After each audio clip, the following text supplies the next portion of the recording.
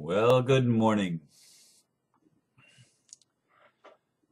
I did get a little bit of sleep, but I have been up for about an hour. I don't ever get enough sleep, it seems, but I guess it is enough because it's what I get. Anyway, today the title that I'm going to give this is If You Were in Charge of the World, which is a title I created from the description of Sue's talk that she was to give and gave yesterday at the New Way, which is the spiritual community I belong to in Cocoa, Florida.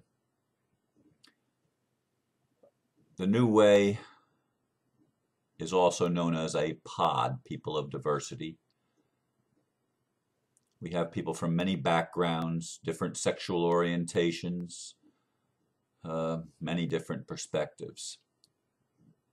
I do the newsletter for them, so if you've gone to my web page or website, you'll see the links to the New Way website. It's an interesting mix of people that we have. And Sue's title, or Sue's description of what she was going to talk about that I posted when I did the newsletter,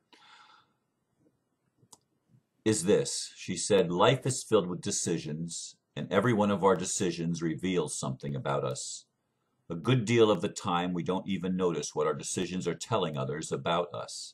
We don't notice because we are not looking. Our attention is focused on getting the world to fit what is in our hearts." Well, no, it doesn't say hearts, it says heads, and that's more correct. Now, there is a scary thought. Wonder what your decisions say about you? Join us and we will see what you would do if you were in charge of the world. You will notice, and you might be scared. We certainly have at the New Way a non-traditional spiritual community. I, for one, would not break the congregation, quote, into small groups and let them discuss things together during the Sunday morning service. That would not be my first choice, but it's Sue's choice from time to time to allow us to get to know each other and to see where people are coming from in our group. And believe me, we have a lot of diversity. Not everybody thinks on the same page and believes the same things, which sometimes is a criticism of people. They'd like to know, what the heck do you guys believe? And we believe many different things, and that's the beauty of it to those of us that see it. But to those that want to know their own boundaries and what the rules of the game are, that's an uncomfortable feeling because there's just too much freedom. And that's God. That's a scary thing, to have freedom to think for yourself. But anyway, the problem that she presented us, and I'm going to present it to you today so that you can ponder it yourself and you can go back and listen. She let us break into groups, and this was our assignment. Sinking ship. It's an actual, as she described it, it's an actual thing used by military, and it's a psychological test to see where people are. Here's the description. A small sightseeing boat hit something in the water and a leak sprung at the bottom. It was estimated by the captain that the boat would be completely submerged in shark-infested water in about 30 minutes. The lifeboat will only hold 7 people. There are 10 on the boat. Everyone has a life jacket. The captain will go down with the ship. There is an island that is visible. It is about an hour and a half away by rowing. It will be dark before they get there. If they make it, they will never be found, so they must be prepared to set up and begin a new society. Who should be left behind? Of the 7 on board, you must assign 1 to be the captain, 1 the first mate, and 1 a mediator. Your goal is to come to consensus. Passenger list. Female, biologist, 29, blind. Number 2, male, farmer, 70, corn farmer. Number 3, male, police officer, 54, retired military. Number 4, male, professional football player, 21, gay. Number 5, female, clergy, 40.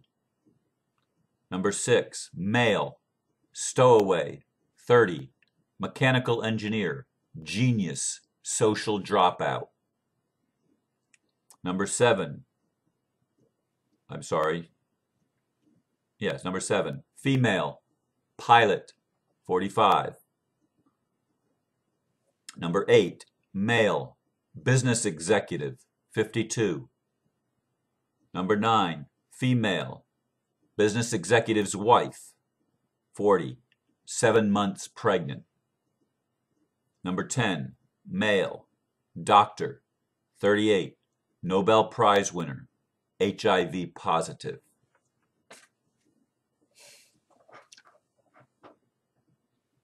Those were our instructions. The discussion that ensued in my particular group was pretty interesting. Not everybody in my circle, in the circle that I was in, liked playing games like this. Some participated and spoke up, others just sat and observed. One person immediately knew which ones were going to be left behind and which ones would go on the lifeboat, and had reasons for them. We initially agreed, and then there was a lot of discussion of disagreement. My first thought was I would take a consensus of the people that were on the boat and see which ones were willing to go down with the ship with the captain, because I wouldn't want to make that decision for somebody else. But that wasn't our instructions. Our instructions were we were to make a decision, and it wasn't about consulting them. It was about we were supposed to decide. We had to play God in this situation. What would we do?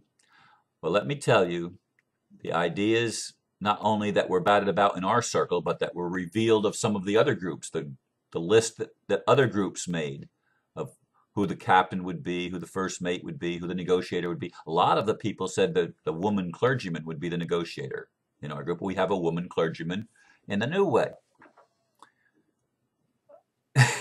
Some people went outside the box in making their decision. Others stayed within the boundaries of the rules that they were given. Well, this is the way it's supposed to be, so this is what we've got to deal with. It's really, really an interesting phenomena to observe and listen, and to know where other people that meet together on Sunday mornings and at other times during the week, how do we see things the same and how do we see things differently?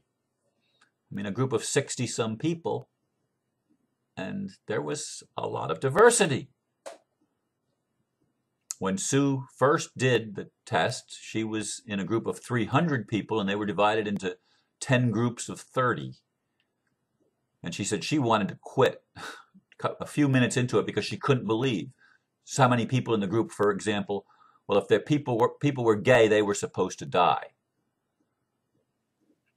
And others had prejudice against the police officer, or others had prejudice against the businessman.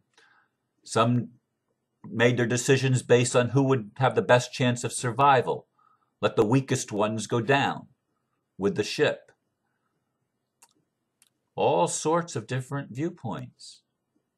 And we carry our judgments with us when we have to make decisions like this, and we do it every day of our lives unconsciously. Who do we think should live in this world? If this world is in danger of being overpopulated, as one of the videos that someone sent me yesterday indicated, who goes down with the ship Earth? Or who is to be killed or annihilated so that the Earth can survive? There are people that actually believe that the Earth is it's overpopulated, and some people have to be let go. And I mean, they're useless eaters. Who do we let go? Who do we choose to die, and who do we choose to let live?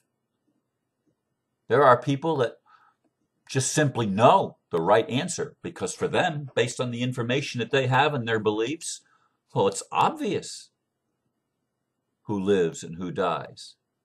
Sometimes it's based on race.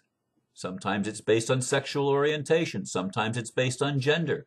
Sometimes it's based on religion. Sometimes it's based on political ideology. We have all these ways that we have developed to divide ourselves from one another. Personally, and a lot of this was expressed in our group yesterday, we would like to see everyone live. Everyone has a right to live and to be their unique self. Everyone has a right to be loved by whoever they choose to be loved by, to choose to order their life in the way that they choose to order it, to follow their calling, whether in business or whatever. Every one of us brings certain gifts to the table. I'll tell you, the one person that impressed me the most, or the one description that impressed me the most, was the male stowaway 30 mechanical engineer genius social dropout. I mean, I relate. I'm sure a lot of people in the group related, although I didn't hear everyone's comments. But we're many of us hippies, either from the 60s or newer hippies as time has gone on. So our mindset is pretty much social dropout. We don't think inside the box. We don't follow the rules. We have a lot of rule breakers. But amazingly, there were an awful lot of people that thought, well, I didn't know you could make a decision on saving the 3 people that didn't fit on the lifeboat. And when the Navy SEALs did this, that was their response. They saved everybody. All 10 people were able to not go down with the sinking ship. In fact, I would have saved the captain. Why should he have to go down with the sinking ship? These are simply exercises that Sue gives us from time to time to get us to reflect, and that's why I'm sharing it with you today. And by the way, about the New Way, a couple of weeks ago, Sue gave a message, and as soon as it's up on video, I'm going to share it on YouTube. I already have her permission to do that, and I'll probably preface it with a little bit more of a description about the vision for the New Way in our spiritual community. We're not a large community, but we are looking for a place that we can expand, because sometimes we're pushed at the seams. We have more people than we can reasonably fit into our little room, which isn't that little, but it's filled up, let's just put it that way. So I will be sharing that as soon as I get the video of it. The person who does our videos, his computer crashed, and he was out of town yesterday, so I think I'm going to have it next week, and I will be putting it up on YouTube so that you can see, this crazy pod group, how they conduct some of their Sunday meetings, and the message of our minister, who is a unity ordained minister. But we're not part of unity, because that's too restrictive for us. We are people of diversity, and we allow a lot of diversity, a lot of religious and political viewpoints, etc., etc. What are your viewpoints this morning as you heard that description? Go back and listen to the 10 people. How would you decide? And I should not have given you that all 10 can be saved, because that automatically eliminates your reason for staying within the rules given. Only 7 were to be saved in the rules. And I apologize for not thinking that through before I spoke, and I'm not going to go back and fix it. It is what it is. Anyway, I'm going to leave you with that today, and you can ponder it. If you were God, if you were in charge of the world, and some people had to live and some people had to die, how would you make the choice? And what would be your criteria for making the choice? Think about it. It's a good exercise. I leave you with that. Have a wonderful day. Namaste. Blessings to you.